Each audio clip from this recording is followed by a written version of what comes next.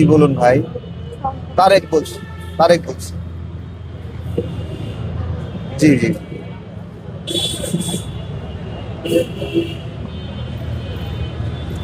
আপনি ডোনেশন করবেন, অনেক ধন্যবাদ। এই যে কনফার্ম হলে অনেক ধন্যবাদ আপনাকে। হ্যাঁ, ঠিক আছে।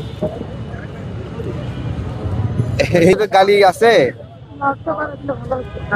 এই যে শুরু করে দিচ্ছে গালি দেওয়া।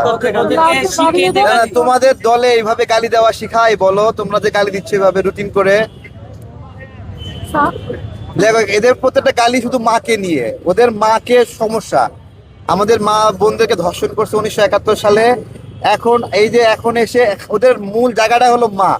মাকে ওরা খানকি বলবে, মাকে তারপরে রেপ করতে চাইবে, এগুলো এদের কাজ। এই যে খালি মানে সমানে গালি দিচ্ছে, উথাল পাতাল গালি দিচ্ছে সমানে। কি একটা অবস্থা এদের!